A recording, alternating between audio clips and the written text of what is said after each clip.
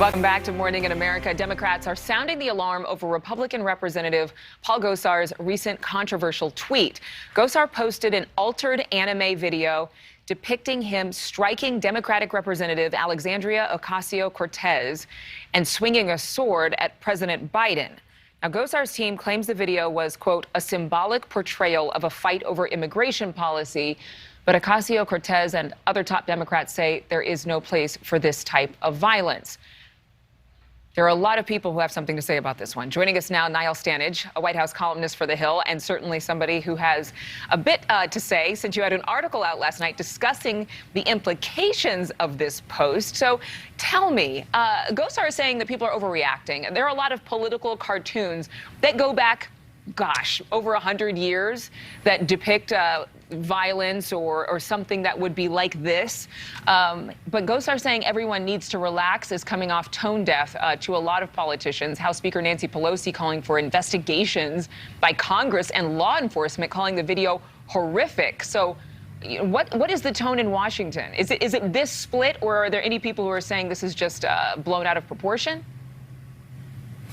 You know, the only person that I think is saying it's blown out of proportion is principally Paul Gosar and his staff.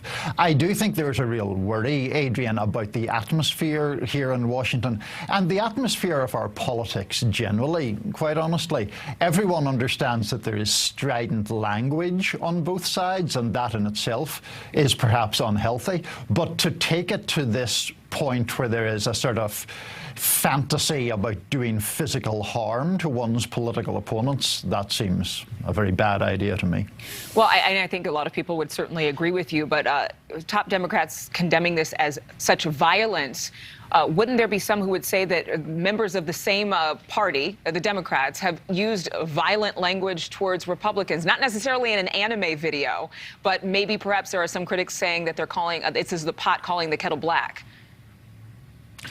I don't know about that, honestly, Adrienne. I mean, the argument there, I think, is that Democrats have perhaps minimized violence that may have occurred at some of the protests we saw last year, or have justified those incidences.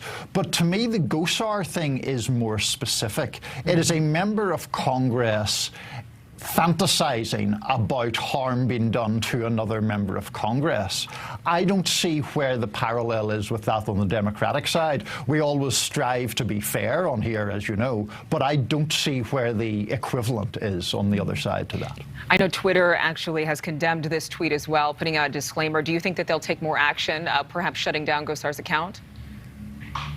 I'm not sure about that. I mean, I think there is an interesting line that social media companies try to walk here between First Amendment protections and banning or restricting comments that seem very inflammatory. The other less charitable interpretation is that social media companies in general can often make money through outrage, and sometimes it's outrage that keeps us all scrolling, and that's a bigger issue than politics, obviously. That is a cultural issue. Niall, you're absolutely right. Can't we just all be sweet and kind to each other? I mean, even with those we disagree with, let's just be nice. Like you and I to each other, isn't that right? I'm just saying, Niall. I mean, it's like you're my brother from another mother. Exactly. This is the sort of tone we want in the nation. That's right.